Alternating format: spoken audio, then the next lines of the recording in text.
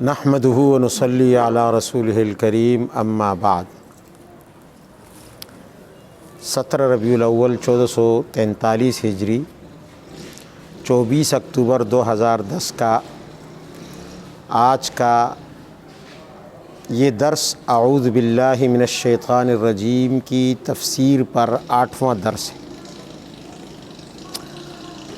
گزشتہ درس میں آپ کے سامنے شیطان کی پالیسی کے کچھ اہم نقطے ذکر کیے گئے تھے، اور میں نے بتایا تھا کہ شیطان کی انسانیت کے خلاف اس کی پالیسی کے 16 اہم نقطے ہیں، ان میں سے 8 بیان ہو چکے، آج مزید پر گفتگو ہوگی۔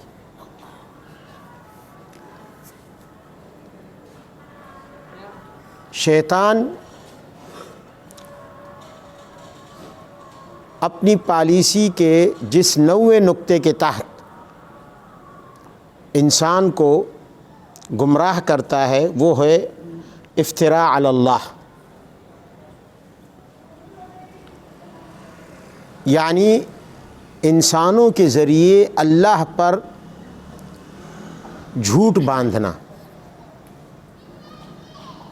ایک بات اللہ نے نہیں کہی اور وہ انسانوں کے ذریعے اس بات کو اللہ کی طرف منسوب کر دیتا ہے۔ مثلا شرک کا حکم ہے، اللہ نے نہیں دیا، لیکن وہ انسانوں کی زبان سے یہ کہلواتا ہے کہ یہ حکم تو اللہ کا ہے۔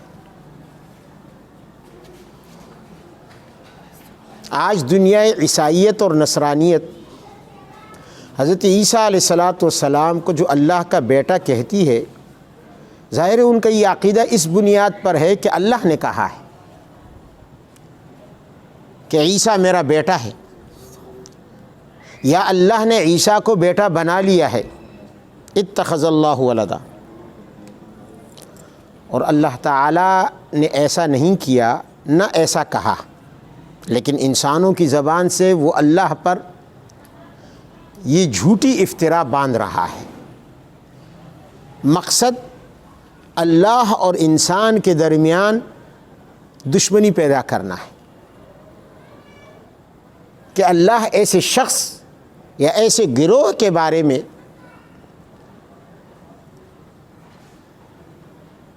محبت کے بجائے بغض رکھے، اس سے نفرت کرے کہ یہ شخص میری طرف ایسی بات منسوب کر رہا ہے جو میرے شأن نشان نہیں۔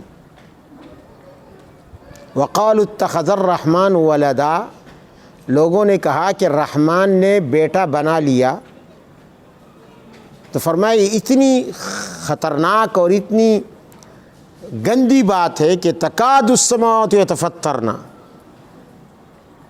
کہ اس بات سے قریب ہے کہ آسمان پھٹ جائے، وتنشق الارض، زمین پھٹ جائے، وتخر الجبال، بڑے بڑے پہاڑ ریزہ ریزہ ہو جائیں۔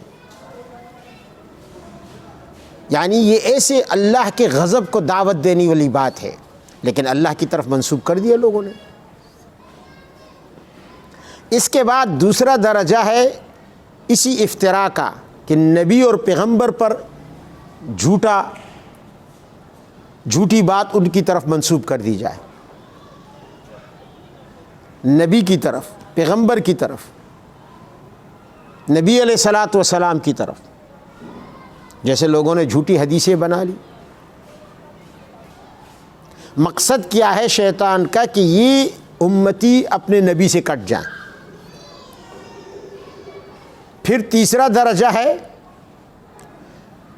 حضرات صحابہ کرام پر افتراء۔ چوتھا درجہ ہے فقہاء اور مجتہدین پر افتراء، اس لیے کہ یہ اللہ والے ہیں، ان کی طرف جھوٹی باتوں کی نسبت یہ در حقیقت ان کے ذریعے سے اللہ تعالیٰ کی طرف نسبت ہوگی۔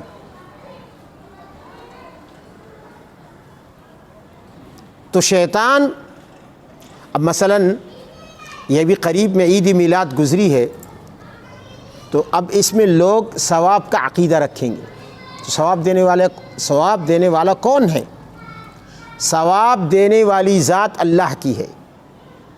ظاہر ہے کہ کوئی بھی شخص عید میلاد یا جشن میلاد اس نیت سے مناتا ہے کہ مجھے اللہ ثواب دے گا، حالانکہ اللہ نے ثواب کا اس بات پر وعدہ نہیں کیا ہے. کہیں پر بھی اللہ تعالیٰ نے یہ نہیں فرمایا کہ میں جشن میلاد منانے پر اجر دوں گا. ایک صاحب نے ٹی وی مذاکرے میں کہا کہ جناب یہ جائز ہے، یعنی مباح کام ہے. فقہ میں مباح کی تعریف لکھی ہے کہ وہ کام جس کے کرنے والے کو نہ ثواب دیا جائے، لا یثاب فاعلہ ولا یعاقب، نہ اس کو سزا دی جائے، ایک مباح کام ہے. جیسے ہم لوگ گھر سے باہر نکل آئیں اور یہاں میدان میں گھومے پھرے تو ایک مباح کام ہے، نہ ثواب ہے نہ گناہ ہے. لیکن کیا عید میلاد منانے والے صرف اسی حد تک اس کو سمجھتے ہیں اور اس پر ثواب کی امید نہیں رکھتے؟ وہ صاحب کہہ رہے ہیں کہ یہ مباح اور جائز کام ہے، چلو ہم ایک درجے میں تھوڑی دیر کے لیے آنکھ بند کر کے مان لیتے ہیں ان کی بات. تو کیا صرف جائز اور مباح سمجھ کر کہ اس میں ثواب کی امید نہ ہو اور یہ اتنا بڑا خرچہ لوگ کر دیتے ہیں، اپنا وقت صرف کر دیتے ہیں، اپنا مال خرچ کر دیتے ہیں، یہ جو اتنے اخراجات کرتے ہیں، یہ جو جلوس نکالتے ہیں، یہ جو چراغاں کرتے ہیں، کیا اس میں ثواب نہیں سمجھتے؟ حالانکہ تقولون علی اللہ ما لا تفعلون، یہ ایسی بات ہے کہ اللہ تعالیٰ کی طرف اس کی نسبت قطعاً غلط ہے. اللہ نے اس پر ثواب کا کوئی وعدہ نہیں کیا. تو اس کا مطلب یہ ہوا کہ یہ لوگ اس میں ثواب سمجھتے ہیں، اور جب ثواب سمجھتے ہیں تو یہ یا مستحب ہے یا سنت سمجھتے ہیں.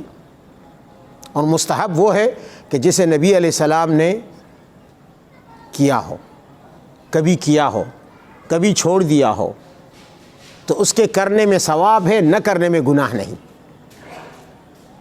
تو مستحب کے لیے دلیل کی ضرورت ہے. کوئی چیز مستحب تب ثابت ہوگی جب شریعت سے، قرآن سے، حدیث سے، نبی کے عمل سے، صحابہ کے فرمان سے معلوم ہو جائے کہ یہ کام پیغمبر نے کبھی کیا ہے. تو پیغمبر نے تو کبھی کیا ہی نہیں. یہ تو ربیع الاول کی 12 ربیع الاول کو عید منانے والے بھی یہ بات سمجھتے ہیں کہ پیغمبر نے یہ کام نہیں کیا، آج تک ایک حدیث پیش نہیں کر سکے. تو شیطان کی پالیسی کا 9واں نقطہ کہ اللہ پر، اور اس کے بعد درجہ بدرجہ رسول اللہ پر، پھر اصحاب رسول اللہ پر، پھر رسول اللہ صلی اللہ علیہ وسلم کے دین کے حاملین پر جھوٹ اور بہتان باندھا جائے، ان کی طرف جھوٹی باتوں کی نسبت کی جائے. اتقولون علی اللہ ما لا تعلمون، جس بات کی کوئی دلیل موجود نہیں ہے، کوئی ثبوت موجود نہیں ہے،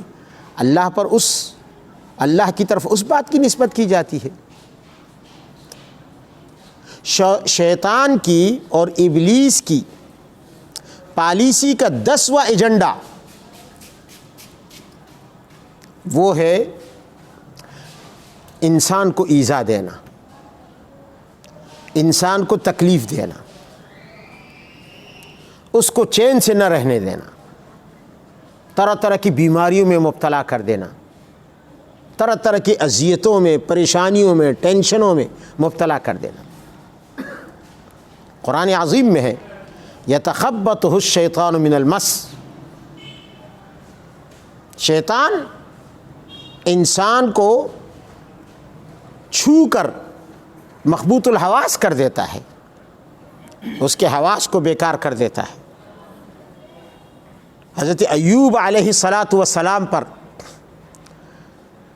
بیماری آئی، تکلیف آئی، سخت بیماری آئی، جسمانی.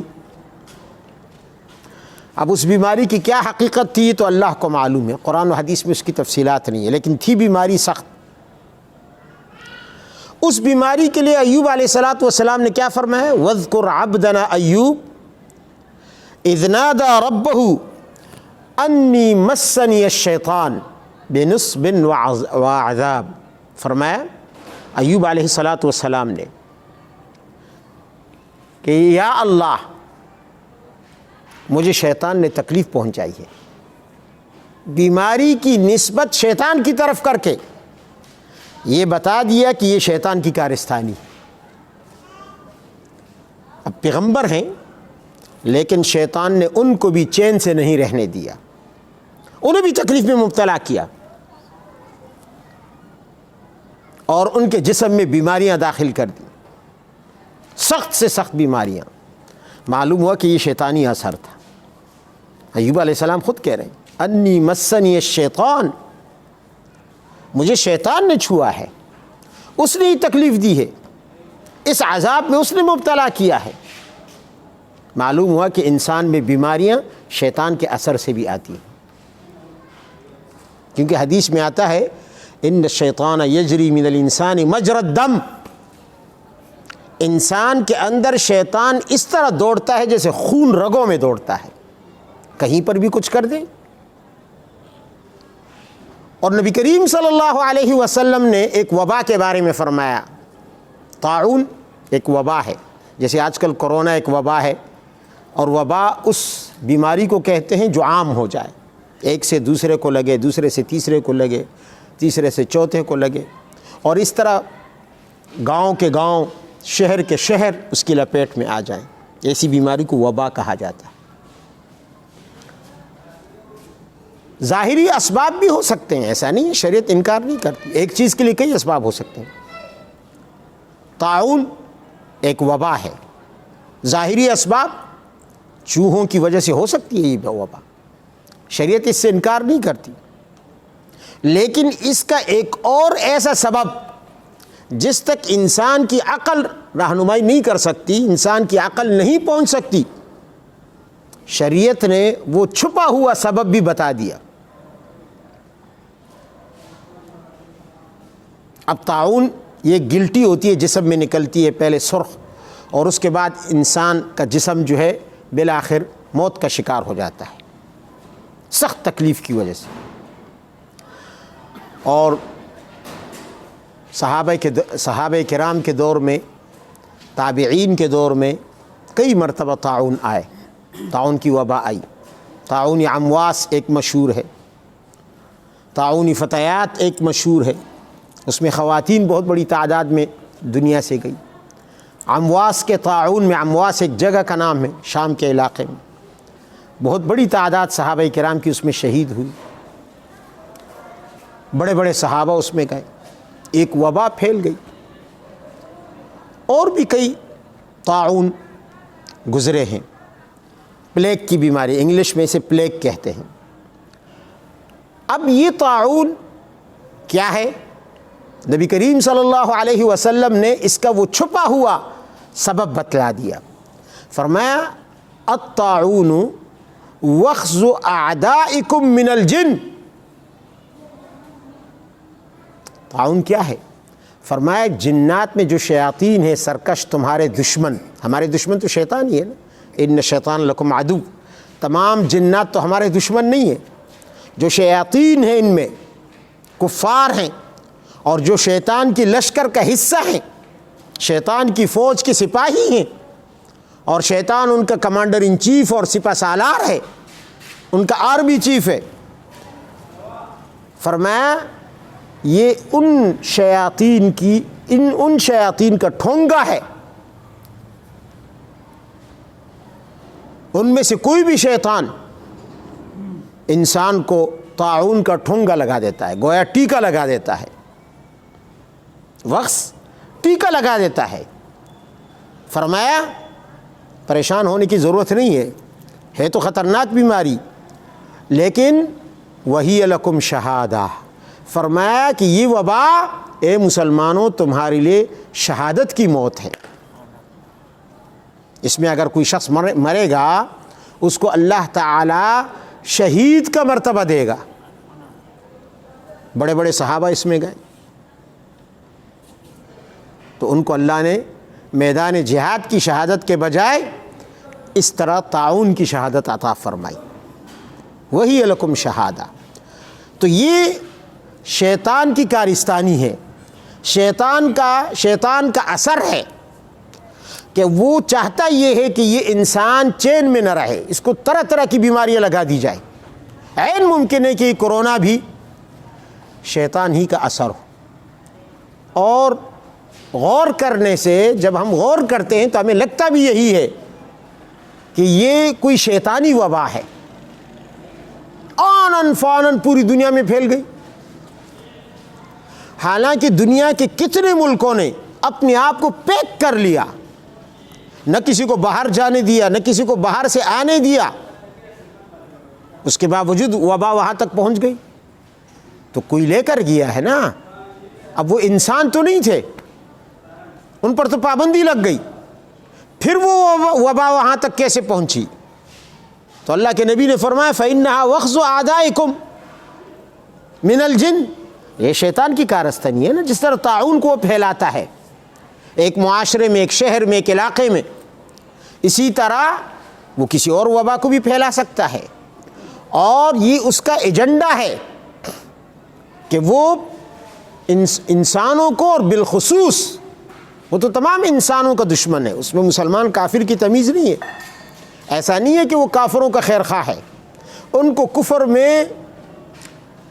کفر کے گڑھے میں گرانے کے باوجود پھر بھی ان سے بغض رکھتا ہے. یہ تو شیطان، یہ تو انسان نہیں سمجھتا، وہ سمجھتا ہے کہ شیطان ہمارا دوست ہے.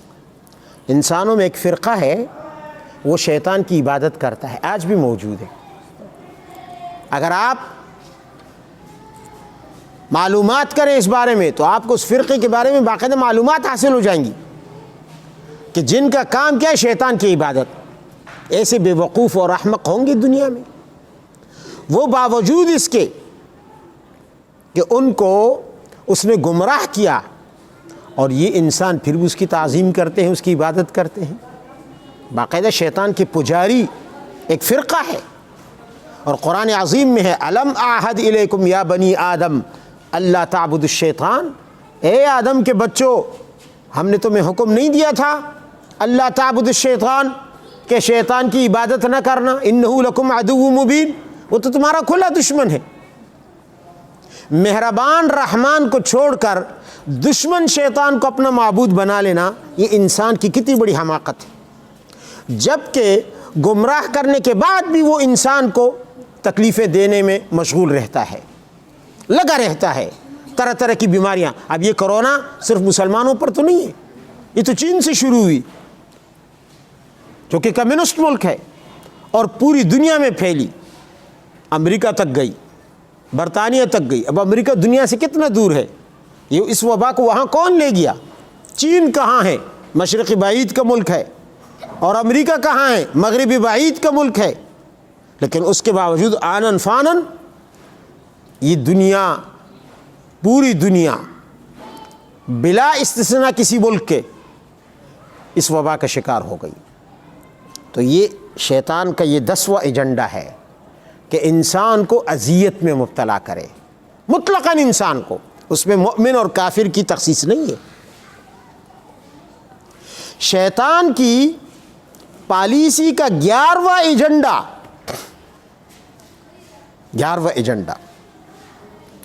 انسان کو غصے میں مبتلا کرنا، غیظ و غضب کا شکار بنانا. یہ اس کی پالیسی کا 11واں نقطہ ہے. کیوں؟ اس لیے کہ غیظ و غضب میں انسان حواس کھو بیٹھتا ہے. اس کے بعد شیطان غصے میں جو بھی کام کروا دے، اس کی مرضی کے کام، کوئی بھی کام کروا دے. بہت آسانی سے انسان، چونکہ اس وقت اس کے ہوش ٹھکانے نہیں ہوتے، وہ انسان سے کوئی بھی کام کرا سکتا ہے. حضرت موسیٰ علیہ السلام کا واقعہ قرآن میں ہے.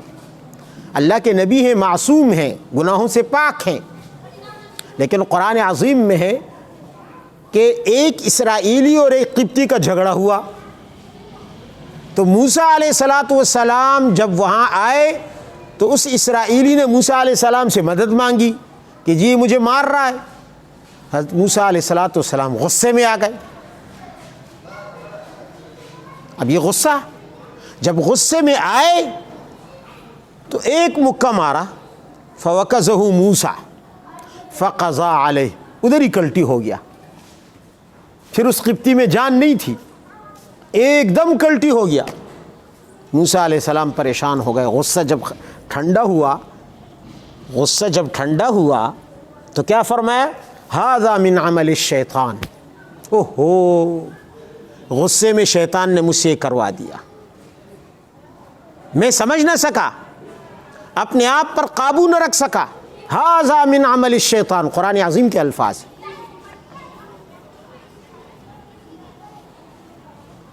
إِنَّهُ عَدُوٌّ مُضِلٌّ مُبِينٌ، پھر حضرت موسیٰ یہ بھی اقرار کرتے ہیں کہ واقعی یہ دشمن ہے، گمراہ کرنے والا دشمن ہے، مضل، گمراہ کرنے والا ہے۔ تو اس نے حضرت موسیٰ علیہ السلام سے غصے میں ایک شخص کا قتل کروا دیا۔ جیسے ہمارے یہاں لوگ چھوٹی سی بات پر فوراً غصے میں آ کر خنجر نکال دیتے ہیں، سامنے والے کو قتل کر دیتے ہیں۔ چھوٹی سی بات پر پسٹل نکلوا دیتا ہے انسان سے، اور گولی چلوا دیتا ہے۔ یہ کام کون کرتا ہے؟ یہ شیطان کرتا ہے۔ ھذا من عمل الشیطان۔ نبی علیہ السلام کی حدیث ہے، ان الغضب من الشیطان، غصہ یہ شیطان کی کارستانی ہے، یہ شیطان کی طرف سے ہوتا ہے۔ ہر غصہ نہیں، وہ غصہ جو ناجائز جگہ استعمال کیا جائے، ناحق استعمال کیا جائے۔ شیطان بھی انسان کو جائز جگہ غصہ استعمال کرنے نہیں دیتا۔ جس غصہ کو استعمال کرنے سے رب راضی ہو، شیطان وہ غصہ انسان کو کیوں دلائے گا؟ وہاں تو انسان کو ٹھنڈا کرنے کی کوشش کرتا ہے، چھوڑو یار ان چکروں میں نہیں پڑو۔ وہاں انسان کو ٹھنڈا کرنے کی کوشش کرتا ہے، سمجھاتا ہے، اس غصے کے لاکھ برے نتائج سامنے کر دیتا ہے کہ اگر تو نے یہ جوش میں آ کر یہ کام کیا تو یہ ہو جائے گا، وہ ہو جائے گا، وہ ہو جائے گا، وہ ہو جائے گا، انسان ٹھنڈا پڑ جاتا ہے۔ لیکن جہاں ناجائز غصہ ہوتا ہے وہاں سارے نتائج چھپا لیتا ہے برے، پھر انسان غصے میں آ کر منہ سے جھاگ نکالتے ہوئے، بلڈ پریشر ہائی ہوتے ہوئے سامنے والے کی ماں بہن ایک کر دیتا ہے۔ مقصد کیا ہے؟ انسان کو انسان سے لڑوانا، انسانوں میں دشمنی پیدا کرنا۔ برداشت نہیں ہوتی اس سے، شیطان سے یہ بات قطعاً برداشت نہیں ہوتی کہ انسانوں کی آپس میں محبت ہو۔ مسلمان تو چھوڑے، وہ انسانوں کی محبت کو برداشت نہیں کرتا، وہ جلتا ہے، حسد میں مبتلا ہے، انسان کی محبت کو دیکھ کر کڑتا ہے۔ امام ابن جوزی رحمہ اللہ نے فرمایا کہ شیطان سے کہا گیا، ایو اخلاق بنی آدم لک اعون علیہم، انسان کے اخلاق میں کون سا ایسے اخلاق ہیں جو تیرے لیے بہت زیادہ مددگار ہیں انسانوں کے خلاف، تو ان کو استعمال کر سکتا ہو؟ ایسے اخلاق بتاؤ کہ جو تیرے لیے بہت زیادہ مددگار ہوں تیری پالیسی کو، تیرے مشن کو پورا کرنے میں۔ تیرا جو لائحہ عمل ہے، تیری جو پالیسی ہے، انسانوں کی کون سے اخلاق ہیں، ان کی کون سی خوبو ہے، وہ خوبو ہمیں بتاؤ۔ اس نے کہا کہ انسانوں کے اخلاق میں میرے کام آنے والی چیز وہ انسان کا غصہ ہے۔ پھر کہتا ہے کہ جب انسان غصے میں مبتلا ہوتا ہے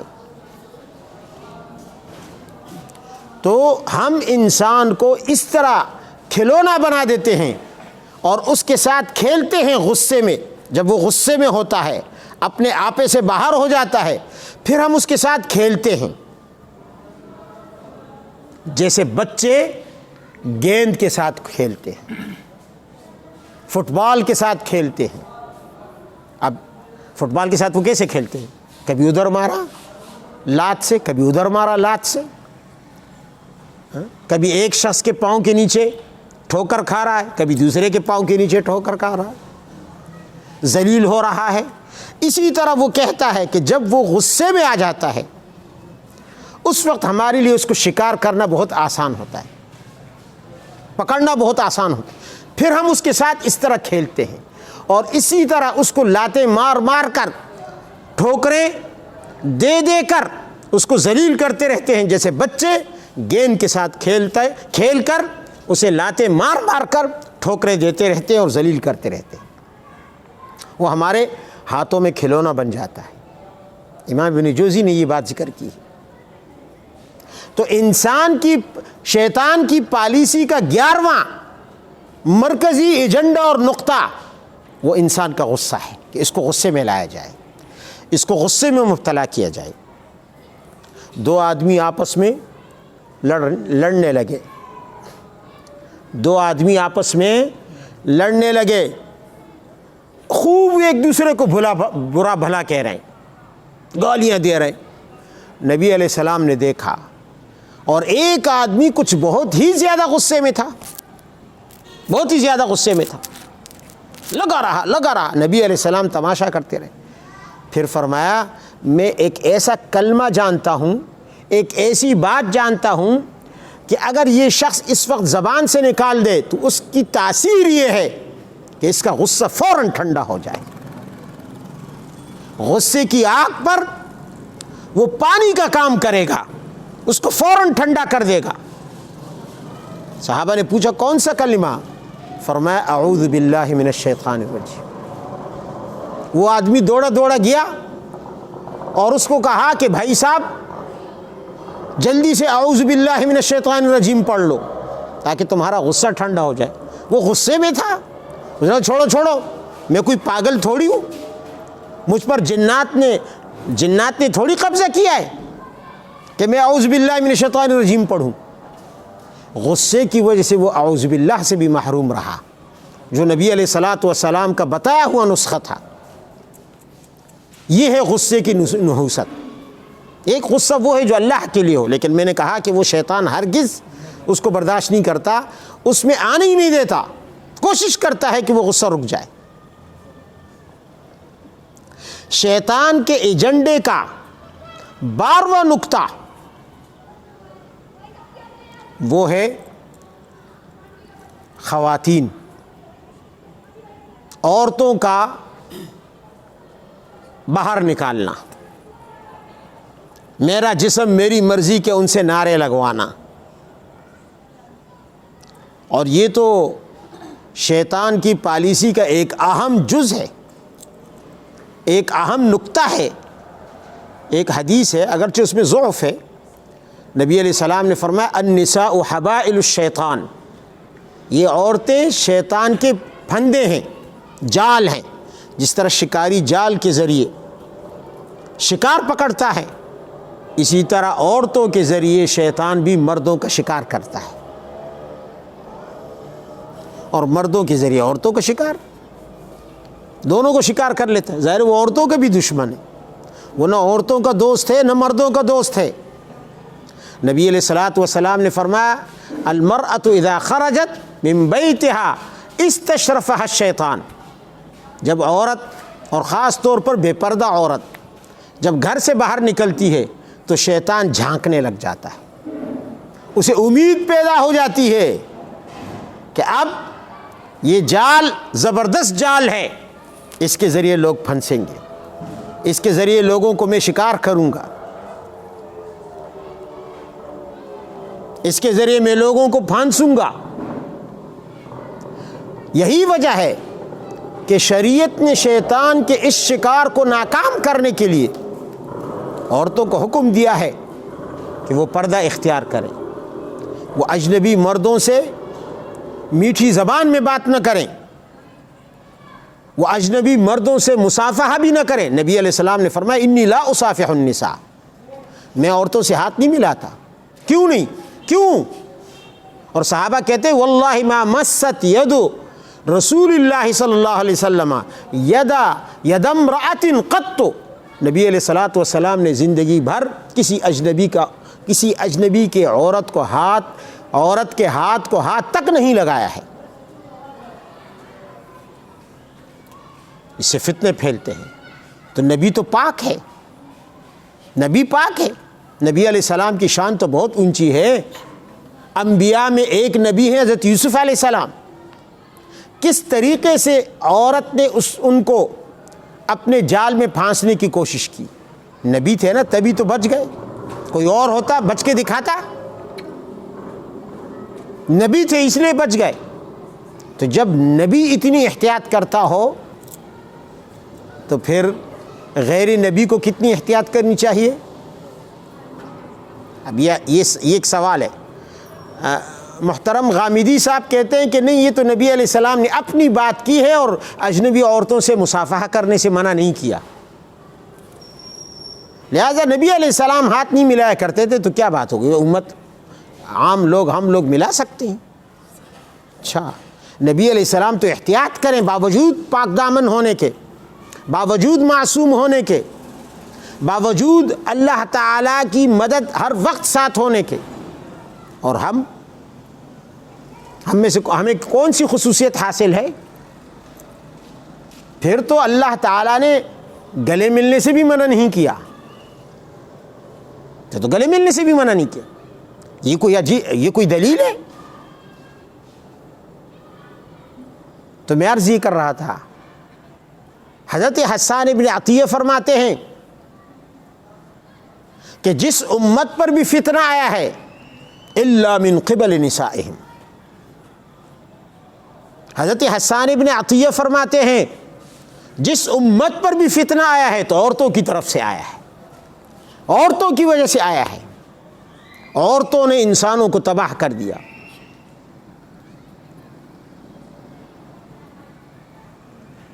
اس وجہ سے شریعت نے اس معاملے میں بہت سختی رکھی۔ حضرت ابن عباس فرماتے ہیں لم یکن کفر من قد مضى الا من قبل نسائہم، گزشتہ جتنی بھی قومیں گزری ہیں ان کے کفر کی وجہ وہ عورتیں بنی ہیں۔ یہ عورتیں انسانوں سے کفر کروا دیتی ہیں اور اس کی پیچھے شیطان ہوتا ہے۔ شیطان پیچھے رہ کر، سائیڈ میں رہ کر، فرنٹ میں عورتوں کو رکھ کر ان سے وہ کام کروا لیتا ہے کہ جس کی وجہ سے انسان کفر تک پہنچ جاتا ہے۔ اور فرمایا یہی نہیں کہ یہ گزشتہ قوموں کی بات ہے، آئندہ آنے والے لوگوں کا ان کے کفر کی وجہ بھی عورتوں کی وجہ سے ہوگی۔ آج بے حیائی نے انسانوں کو کفر تک پہنچا دیا۔ یہ بے حیائی کہاں سے آئی؟ عورتوں کی طرف سے آئی۔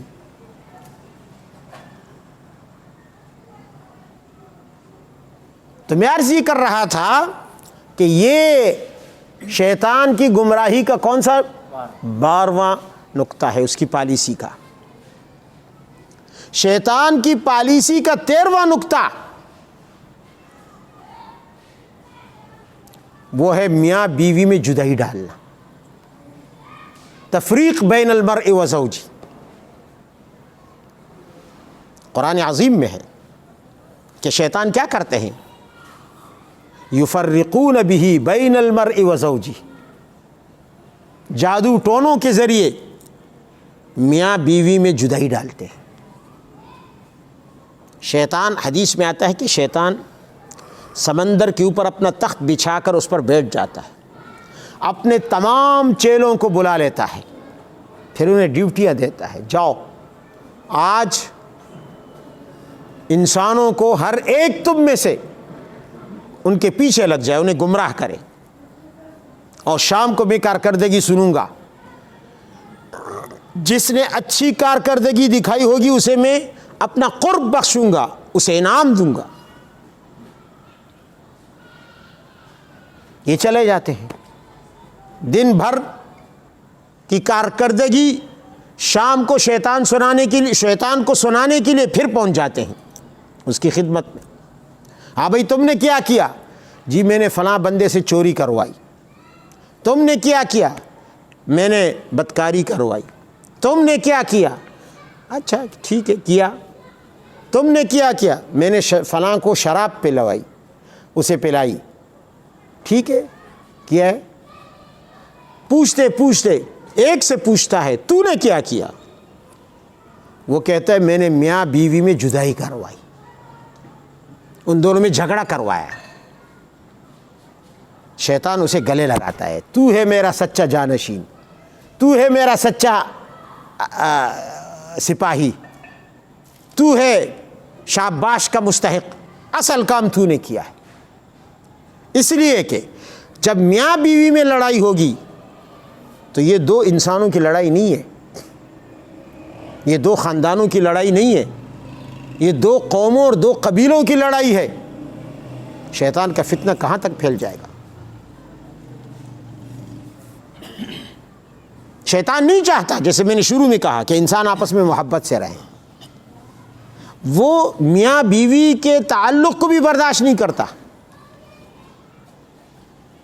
اور جب یہ اختلاف بڑھے گا، خاندانوں تک پہنچے گا، اولاد تک پہنچے گا، خاندانوں تک پہنچے گا، قوموں تک پہنچے گا، تو کیا رنگ لائے گا؟ قتل عام بھی ہوگا، غیبتیں بھی ہوں گی، بغض اور نفرت بھی ہوں گے، قطع رحمی بھی ہوگی، رشتے بھی کٹیں گے۔ یعنی ایک میاں بیوی میں جدائی پڑنے سے کتنے گناہوں کا راستہ کھل گیا۔ ایک گناہ تو نہیں ہے کہ صرف میاں بیوی میں لڑائی ہو گئی، اس کے پیچھے کتنے گناہ ہیں۔ اب ایک وہ محنت کرے، کسی سے غیبت کروائے، کسی سے جو ہے قتل کروائے، کسی سے جو ہے جناب قطع رحیمی رشتہ داری کو اس سے کٹوائے، تو ایک ایک گناہ کے لیے محنت کرنی پڑے گی۔ اس نے ایک گناہ ایسا کروا دیا کہ باقی گناہ خود بخود آٹومیٹک ہونے لگ گئے، تو خاندان کے خاندان تباہ ہو گئے۔ اور پھر اس کا اثر دنیا تک محدود نہیں رہتا، دنیا تک محدود ہے، میاں بیوی کی جدائی کا اثر دنیا تک محدود نہیں رہتا۔ شیطان چاہتا ہے کہ انسان کی نسل ہی ختم ہو جائے، شادیاں ناکام ہوں، میاں بیوی میں جدائی ہو تو انسانوں کی نسل کی افزائش نہ ہو، انسان دبریدہ ہو جائے، اس کی نسل کٹ جائے، اور پھر یہ اثر یہاں تک محدود نہ رہے، قیامت تک جائے۔ قیامت تک کیسے؟ قیامت تک کہ نبی علیہ السلام فرماتے ہیں آپ کی تمنا ہے کہ لوگ شادیاں کریں، اولاد پیدا کریں، میری امت بڑھے گی۔ جب میری امت بڑھے گی تو میں قیامت میں دیگر انبیاء کے مقابلے میں اپنی امت کی کثرت پر فخر کروں گا۔ شیطان یہ برداشت کر سکتا ہے کہ نبی علیہ السلام کی امت بڑھ جائے اور نبی علیہ السلام کو اعزاز مل جائے، نبی علیہ السلام کو قیامت کے میدان میں عزت مل جائے؟ کبھی برداشت نہیں کر سکتا، کبھی بھی برداشت نہیں کر سکتا۔ اور جب رشتے ٹوٹیں گے، جب خاندان الگ ہوں گے، جب طلاقیں ہوں گی کثرت کے ساتھ، جب میاں بیوی میں دشمنی ہوگی، تو نکاح ٹوٹیں گے، رشتے ٹوٹیں گے۔ شیطان خوش ہوگا کہ قیامت میں نبی علیہ السلام کی امت بڑھنے کا جو دنیا میں نے راستہ روکا تھا، اس کا اثر قیامت میں یہ آیا کہ نبی علیہ السلام کی امت ہی کم ہو گئے، آپ کو فخر کرنے کا موقع نہیں ملا۔ حالانکہ آپ نے فرمایا تزوجوا الولود الودود فانی مکاثر بکم الامم، شادیاں کرو، اولاد پیدا کرو، پھر میں تم پر فخر کروں گا، قیامت میں ہم پر فخر کرے گا۔ تو شیطان کہاں چاہتا ہے کہ نبی علیہ السلام ہم پر فخر کرنے کا موقع ان کو ملے؟ اس لیے یفرقون بہ بین المرء وزوجہ، یہ شیطان کی پالیسی کا 13واں اہم نقطہ ہے، شیطان کی پالیسی کا 14واں اہم نقطہ، کہ شیطان انسان کو اس کے ذہن میں، اس کے دل و دماغ میں، اس کی آنکھوں میں، اس کے دل میں باطل کو خوبصورت بنا کر پیش کر دیتا ہے، اور حق کی صورت میں، باطل کو حق کی صورت میں پیش کرتا ہے۔ شرک ہوگا لیکن وہ اس کو توحید بنا کر پیش کرے گا. نہیں جی یہ تو شرک نہیں ہے, یہ تو توحید ہے. واضح شرک ہوگا. جیسے بعض لوگ کہتے ہیں کہ نہیں جی وہ تو صرف مکہ کے مشرکین تھے, قرآن ان کے رد میں نازل ہوا, بعد کے لوگوں کے لیے قرآن نہیں ہے. وہ تو بتوں کو پوچھتے تھے, اگر ہم قبروں کو, بزرگوں کو ان کے سامنے سجدہ کریں, انہیں یا مدد پکاریں, تو قرآن نے تو اس سے منع نہیں کیا, قرآن نے تو بتوں کو سجدہ کرنے سے منع کیا, ولی کے سامنے تو منع نہیں کیا. یہ تو شرک کے خلاف نہیں ہے. ولی کوئی غیر اللہ ہے کیا؟ وہ تو اللہ والے ہیں, غیر اللہ تو نہیں ہے. اب شیطان دلیل کیسے دے رہا ہے؟ غیر اللہ کا معنی ہے اللہ کے خلاف, اللہ کا غیر. وہ کہتے وہ تو بت تھے, یہ تو ولی اللہ ہے, غیر اللہ نہیں ہے. ان کو پکارنا, ان کو سجدہ کرنا, ان میں خدائی صفات ماننا, ان کو حاجت روا مشکل کشا سمجھنا, یہ تو عین توحید ہے. حالانکہ قرآن نے صاف صاف کہا ان الذین تدعون من دون اللہ عباد امثالکم, تم جن کو اللہ کے ماں سوا پکارتے ہو وہ تمہاری طرح انسان ہیں, تمہاری طرح بندے ہیں. عباد, عبد کی جمع ہے, تمہاری طرح بندے ہیں. لیکن وہ اب مشرک کو اس نے شرک جو ہے اس کے ذہن میں توحید بنا کر پیش کر دیا. اور توحید تو ایک خوبصورت چیز ہے, ایک خوبصورت عقیدہ ہے. اب شرک کو خوبصورت بنا کر پیش کر دیا. بدعت کو جائز یا سنت یا مستحب بنا کر پیش کر دیتا ہے.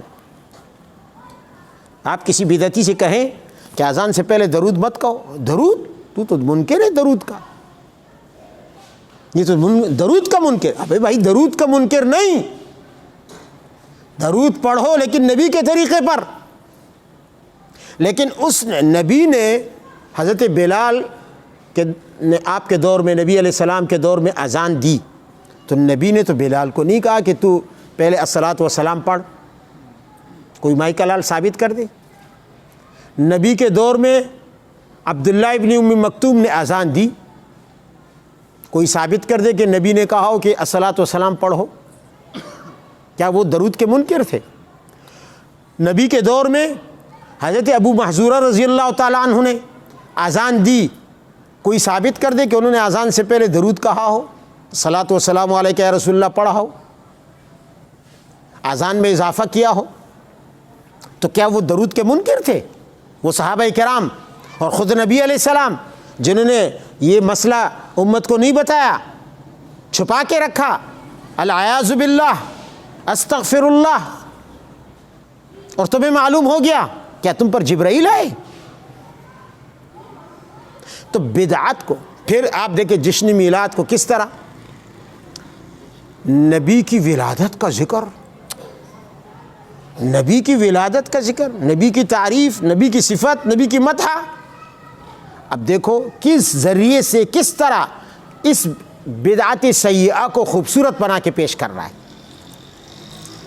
ہمیشہ شیطان جو ہوتا ہے, قرآن عظیم میں اللہ تعالیٰ نے شیطان کے اس حربے کو بہت ذکر کیا ہے, بہت ذکر کیا ہے کہ وہ کس طرح ناجائز اعمال کو جو اللہ کے نظر میں مبغوض ہیں ان کو خوبصورت بنا کر پیش کر دیتا ہے. بدعت کو سنت بنا کر پیش کر دے گا, مستحب بنا کر پیش کر دے گا, حب رسول کا جامہ پہنا کر پیش کر اس میں مبتلا کر دے گا, شرک کو توحید بنا کر پیش کر دے گا. انسان مطمئن ہوتا ہے, خوش ہوتا ہے کہ میں نے تو اللہ کو راضی کرنے والا کام کیا. وَزَيَّنَ لَهُمُ الشَّيْطَانُ أَعْمَالَهُمْ فَصَدَّهُمْ عَنِ السَّبِيلِ. شیطان ان کے اعمال کو خوبصورت بنا کر ان کے سامنے پیش کر دیتا ہے, اور زیادہ تر وہ اعمال خوبصورت بنا کر پیش کرتے. چوری کو وہ خوبصورت بنا کر نہیں پیش کر سکتا. ٹھیک ہے چوری پر انسان کو اکسا دے گا, لیکن چور بھی چوری کو برا ہی سمجھتا ہے, کوئی خوبصورت عمل نہیں سمجھتا, کسی کے سامنے فخریہ ذکر نہیں کر سکتا. شیطان, اللہ تعالیٰ نے شیطان کے اس حربے کو بڑی واضح الفاظ میں ذکر کیا کہ شیطان کن اعمال کو خوبصورت کر دیتا ہے. فصدہم عن السبیل, ان اعمال کو جن کے ذریعے وہ سیدھے راستے سے, صراط مستقیم سے انسان کو روک دے. یعنی دین کے عمل کے مقابلے میں وہ ایک خود ساختہ عمل خوبصورت بنا کر انسان کو اس میں مبتلا کر دیتا ہے تاکہ وہ دین کے اصل عمل سے رک جائے۔ یہی وجہ ہے کہ آپ دیکھیں، جیسے میں نے مثال دی کہ شرک میں مبتلا کر دیا تو توحید سے روک دیا، بدعت میں مبتلا کر دیا تو سنت سے روک دیا۔ اسی طرح ہمارے دور میں اگر آپ سیاسی لیول پر دیکھیں تو جمہوریت اور ڈکٹیٹرشپ اور ان چیزوں میں مبتلا کر کے اسلام کے نظام خلافت سے روک دیا، اسی پر قناعت کر لی، اسی کو دین سب اتنا خوبصورت بنا دیا کہ جمہوریت کے فضائل انسان کے ذہن میں ڈال دیے کہ یہ تو بہت اچھا نظام ہے، بس جمہوریت ہونی چاہیے، جمہوریت بحال ہونی چاہیے۔ اور اس کے مقابلے میں جو اللہ نے نظام دیا ہے، اللہ نے خلافت دی ہے، انسان کو خلیفہ بنایا ہے، اللہ نے اپنی حاکمیت والا نظام دیا ہے، اس نظام کو انسان کے آنکھوں سے اوجھل کر دیا، بس انسان اسی میں مشغول ہو گیا۔ اب اچھے خاصے مسلمان ہماری سیاسی پارٹیوں میں، آپ پیپلز پارٹی لے لیں، آپ ANP لے لیں، آپ جو بھی لے لیں، MKM لے لیں، آپ مسلم لیگ لے لیں، یا جو بھی پارٹی لیں گے، PTI لے لیں، ہر پارٹی میں کون ہے؟ انگریز کوئی نہیں ہے، یہودی کوئی نہیں ہے، روسی کوئی نہیں ہے، سب پاکستان کے مسلمان ہیں۔ لیکن کسی کے ذہن میں یہ احساس نہیں ہے کہ حضرت ابوبکر صدیق کو جو نظام میراث میں چھوڑا نبی علیہ الصلوۃ والسلام نے، حضرت عمر کو جو نظام حضرت ابوبکر نے میراث میں چھوڑا، حضرت عثمان کو جو نظام حضرت عمر نے میراث میں چھوڑا، حضرت علی کو جو نظام حضرت عثمان نے میراث میں چھوڑا، حضرت حسن کو جو نظام حضرت علی نے میراث میں چھوڑا، اور پھر حضرت حسن نے وہ نظام حوالہ کیا سیدنا معاویہ کی طرف، وہ کون سا نظام ہے؟ مسلمان سوچتے نہیں۔ اور ایک خود ساختہ اور انسانوں کے ہاتھوں کے بنائے ہوئے ایک شیطانی نظام کو انہوں نے مقدس نظام سمجھ لیا ہے۔ اب آسمان نیچے ہو اوپر ہو بھلے ہو، مگر جمہوریت کو نقصان نہیں پہنچنا چاہیے۔ جو انسانوں کی حاکمیت پر بات کرتا ہے، اور میں اس پر تفصیل سے کسی وقت گفتگو کروں گا کہ اس کے اندر بنیادی کفر کیا ہے۔ وَزَيَّنَ لَهُمُ الشَّيْطَانُ أَعْمَالَهُمْ فَصَدَّهُمْ عَنِ السَّبِيلِ، کیونکہ شیطان نے قسم کھائی ہے، اللہ کے سامنے اس نے یہ وعدہ کیا ہے، لَأُزَيِّنَنَّ لَهُمْ، یا اللہ میں ان کو کیسے گمراہ کروں گا کہ اسی طرح کے کام خوبصورت بنا کر پیش کر دوں گا۔ خوبصورت حب الوطنی کو حب الدین، دین کی محبت کی جگہ حب الوطنی کو خوبصورت بنا کر پیش کر دیا۔ اب ہر ایک وطن پر مر مٹنے کے لیے تیار ہے، لیکن دین پر مر مٹنے کے لیے کوئی تیار نہیں۔ حب الوطنی کا جذبہ، وطن عزیز سے محبت، وطن سے محبت، اس کو ایمان کا حصہ بنا دیا، اس کو ایمان کا حصہ بنا دیا، اور ایک روایت کو غلط فٹ کر دیا اس پر۔ حالانکہ وطن پرستی، وطنیت دین کے مقابلے میں، یہ تو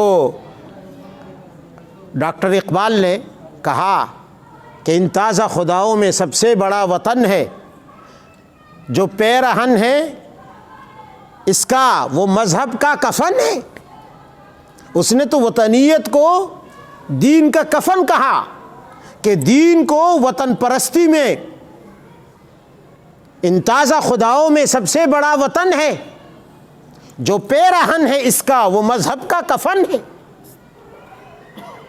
تو وطن پرستی، حب الوطنی، یہ دراصل دین کا کفن ہے کہ اس میں دین کو دفن کر دیا جاتا ہے۔ یہ قوم پرستی جس کو شیطان خوبصورت بنا کر پیش کر دیتا ہے دین کے مقابلے میں، یہ مذہب کا، دین کا کفن ہے، دین کو دفن کر دیتا ہے۔ انسان قومیت کے لیے دین کو قربان کر دیتا ہے، عقیدہ کو قربان کر دیتا ہے۔ بہرحال یہ ایک الگ موضوع ہے، اس پر بھی انشاءاللہ کبھی گفتگو ہوگی۔ بدر میں مشرکین کے لیے نبی علیہ الصلوۃ والسلام کے مقابلے میں میدان میں نکلنا شیطان نے خوبصورت کر دیا۔ وَإِذْ زَيَّنَ لَهُمُ الشَّيْطَانُ أَعْمَالَهُمْ وَقَالَ لَا غَالِبَ لَكُمُ الْيَوْمَ شیطان نے کہا نکلو، آج فتح تمہاری ہے، کوئی تم پر غالب نہیں آ سکتا، وَإِنِّي جَارٌ لَكُمْ، میں ہوں نا تمہارے ساتھ، میں تمہارے ساتھ۔ تو خوبصورت کرنا یہ شیطان کی پالیسی کا 13 ہو گیا 14 ہو گیا 14واں بڑا نقطہ ہے، شیطان کی پالیسی کا 15واں بڑا نقطہ، اور وہ ہے التحاکم الی الطاغوت۔ قرآن نے بیان کیا ہے طاغوت کی طرف فیصلے لے جانا۔ طاغوت کیا ہے؟ کل ما عبد من دون اللہ، اللہ کے ماں سوا جس کی بھی پوجا کی جائے۔ تو قرآن عظیم میں ہے، اللہ نے فرمایا الم تر الی الذین یزعمون انہم آمنوا بما انزل الیک، آپ نے ان لوگوں کو دیکھا جو یہ دعویٰ کرتے ہیں مسلمان ہیں، ہمارا ایمان قرآن پر ہے، ہمارا ایمان وحی الہی پر ہے، ہمارا ایمان حدیث پر ہے، کتاب و سنت پر ہے۔ تو پھر ان کو چاہیے یہ تھا کہ فیصلہ بھی قرآن سے کرواتے، فیصلہ بھی شریعت سے کرواتے، دعویٰ ایمان کا ہے۔ آپ نے دیکھا ایسے مسلمانوں کو پڑھتے کلمہ ہیں، پڑھتے نماز ہیں، رکھتے روزہ ہے، دیتے زکوٰۃ ہے، داڑیاں بھی ہیں، پگڑیاں بھی ہیں، لیکن یریدون ان یتحاکموا الی الطاغوت، فیصلے کہاں لے جاتے ہیں؟ قانون کس کا اپنے اوپر لاگو کرتے ہیں، کس قانون کے محافظ بنے ہیں، کس قانون کے تابع بنتے ہیں، کس قانون کے پاس جا کر اپنے فیصلے کرواتے ہیں؟ یریدون ان یتحاکموا الی الطاغوت وقد امروا ان یکفروا بہ، ان کو تو کہا گیا تھا کہ اس کا انکار کرو، کفر کرو، طاغوت سے انکار کرو، اس پر ایمان مت لانا۔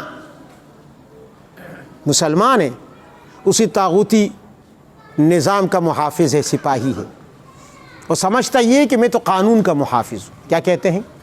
میں قانون کا محافظ۔ ارے تو قانون کا محافظ ہے؟ اللہ کے بندے، تو غبی انسان ہے یا عقل ہے تیرے اندر؟ یہ کون سے قانون کی حفاظت کی تو بات کر رہا ہے؟ کس قانون کا محافظ تو بنا ہوا ہے؟ یہ تیری وردی کس قانون کی حفاظت کے لیے ہے؟ کبھی سوچا ہے؟ بھائی شاہ عبدالعزیز رحمہ اللہ نے ہندوستان میں فتویٰ دیا، جب انگریز آیا کہا انگریز کی نوکری حرام ہے، اس کی فوج میں بھرتی ہونا حرام ہے۔ کیا انگریز کی آنکھوں سے دشمنی تھی کہ اس کی آنکھیں نیلی ہیں اس لیے اس کی نوکری حرام ہے؟ یا انگریز کے رنگ سے نفرت تھی، یا انگریز کے بالوں سے نفرت تھی، یا انگریز کی زبان سے نفرت تھی؟ یہ تو اللہ کی پیدا کردہ ہے۔ نفرت تھی تو انگریز کے قانون سے۔ تو فرمایا کہ انگریز کے قانون کی حفاظت کے لیے اس کی فوج میں بھرتی ہونا، اس کا سپاہی بننا حرام ہے۔ تو آج میں اپنے اس بھائی سے پوچھتا ہوں کہ تو کہتے میں قانون کا محافظ ہوں، ذرا سوچ تو صحیح، تو آخرت میں اللہ کو کیا جواب دے گا؟ کیا شاہ عبدالعزیز کا یہ فتویٰ تیرے سامنے نہیں ہے؟ تو کس قانون کا محافظ ہے مجھے بتا۔ اور اگر اللہ قیامت میں یہ سوال کر لے، پھر ہم سے سوال کر لے کہ تم یہ فیصلے اس قانون کی طرف کیوں لے کر جا رہے تھے؟ ان یتحاکموا الی الطاغوت وقد امروا ان یکفروا بہ، تمہیں تو کہا گیا تھا کہ انکار کرو، بغاوت کرو اس نظام سے، کفر کرو۔ اللہ نے لفظ کفر استعمال کیا یہاں، ان یکفروا بہ، بمعنی انکار کرنا۔ تو یہ انکار، یہ کفر اسلام سے نہیں ہے، یہ غیر اللہ کے قانون سے ہے، غیر اللہ کے نظام سے ہے۔ تو اب یہ پالیسی کہاں سے آئی ہے؟ اب سوال یہ پالیسی، یہ ایجنڈا، یہ کس کا ہے؟ فرمایا وَيُرِيدُ الشَّيْطَانُ، اسی آیت میں اللہ تعالیٰ نے فرمایا وَيُرِيدُ الشَّيْطَانُ أَن يُضِلَّهُمْ ضَلَالًا بَعِيدًا، دراصل یہ ایجنڈا شیطان کا ہے، جو چاہتا ہے کہ انسانوں کو حق کے راستے سے، دین کے راستے سے بہت دور جا کر گمراہ کر دے، بہت دور لے جائے اور انہیں گمراہ کر دے، بھٹکنے کے لیے چھوڑ دے، بہت دور لے جائے۔ آج ہم بہت دور جا چکے ہیں، 70 سال ہو گئے اور ہم اسی کفریہ نظام میں زندگی گزار رہے ہیں، نمازیں پڑھ رہے ہیں، پتہ نہیں قبول بھی ہو رہی ہیں نہیں ہو رہی۔ اللہ کو معلوم کہ ان نمازوں کی کیا حیثیت ہے، ہمارے ان جمعوں کی کیا حیثیت ہے، ہمارے ان روزوں کی کیا حیثیت ہے، تو اللہ ہی جانتا ہے۔ میں کوئی فتویٰ نہیں دوں گا، لیکن قرآن کہہ رہا ہے وَيُرِيدُ الشیطان، یہ شیطان کی پالیسی کا اہم ایجنڈا ہے، أَن يُضِلَّهُمْ ضَلَالًا بَعِيدًا، کہ بہت دور لے جا کر ان کو گمراہی کے وادیوں میں بھٹکتا چھوڑ دے، حق سے دور کر دے، تاکہ پھر وہ آ ہی نہ سکے، راستہ ہی گم ہو جائے ان سے، جیسے ہم سے راستہ گم ہو گیا۔ آج یہ گناہ ہی نہیں سمجھا جاتا، اس کو تو کہتے ہیں جی میں اپنے بچوں کے لیے حق حلال کی کمائی کر رہا ہوں، روزی کما رہا ہوں، وہ یہ سمجھتا ہے، یعنی اس کو حلال کمائی سمجھ رہا ہے، اس کو حق سمجھ رہا ہے، حلال کمائی۔ میں تو قانون کی حفاظت کر رہا ہوں، قانون کا محافظ ہوں۔ اور خدا کے بندے ذرا کسی متبحر ماہر عالم سے پوچھ یہ جائز بھی ہے، یہ حرام ہے یا حلال ہے؟ شیطان کی پالیسی کا 16واں نقطہ، پوری زندگی تو اس پالیسی پر، ان 15 نکات پر جو بڑے بڑے نکات ہیں، انسان کو گمراہ کرنے کی کوشش میں لگا رہتا ہے۔ کوئی ہاتھ آیا تو اس کے وارے نہیں آ رہے ہیں شیطان کے، نہیں آیا، ساری زندگی نہیں آیا، تو اس کا 16واں نقطہ پھر آخری حربہ ہے اس کا، اور وہ ہے انسان کو موت کے وقت کفر میں مبتلا کر دیں۔ یہ بہت خطرناک وقت ہے، اس لیے کہ اس وقت انسان اپنے آپ میں پوری طرح اپنے قابو میں نہیں ہوتا، سخت وقت ہے۔ اس سخت وقت میں انسان کوشش کرتا ہے کہ یہ شیطان کوشش کرتا ہے کہ انسان چلو پوری زندگی تو قابو میں نہ آ سکا، دنیا سے جاتے جاتے ہی میں اس پر اپنا حربہ آزما لوں اور اسے ہدایت سے محروم کر دوں، ایمان سے محروم کر دوں، اسے تباہ و برباد کر دوں، کیونکہ اس کے بعد پھر مجھے موقع نہیں ملے گا۔ روح نکل گئی۔ نبی علیہ الصلوۃ والسلام ہمیشہ دعا مانگا کرتے تھے، چونکہ آپ کو اندازہ تھا کہ شیطان کی آخری چال بہت خطرناک ہے۔ چلو اس سے پہلے جو چالیں ہیں اس میں تو کبھی نہ کبھی موقع مل جائے گا توبہ کرنے کا، کوئی سمجھانے والا آ جائے گا، کوئی واعظ آ جائے گا، کوئی نصیحت کرنے والا آ جائے گا، خود دل میں انابت پیدا ہو جائے گی، تقویٰ پیدا ہو جائے گا، ہدایت آ جائے گی، کسی کا بیان سن لے گا۔ لیکن مرتے وقت انسان کس کا بیان سنتا ہے، کس کی نصیحت سنتا ہے؟ کوئی موقع نہیں ہوتا وہاں نصیحت کا، اچانک آ سکتی ہے، انسان اپنی تکلیف میں لگا رہتا ہے۔ اس وقت انسان بالکل بے یار و مددگار ہوتا ہے، کوئی مدد کرنے کے لیے نہیں ہوتا، تو انسان کو موقع ملتا ہے۔ تو نبی علیہ الصلوۃ والسلام کو احساس تھا، تو آپ نے امت کو تعلیم دینے کے لیے آپ ہمیشہ یہ دعا مانگا کرتے تھے، اللہم انی اعوذ بک من ان یتخبطنی الشیطان عند الموت، یا اللہ میں آپ کی پناہ چاہتا ہوں کہ موت کے وقت شیطان کا وار مجھ پر کارگر نہ ہو جائے، مؤثر نہ ہو جائے، اور میں شیطان کی شیطنت کا شکار نہ ہو جاؤں۔ یا اللہ مجھے اپنی پناہ میں رکھنا۔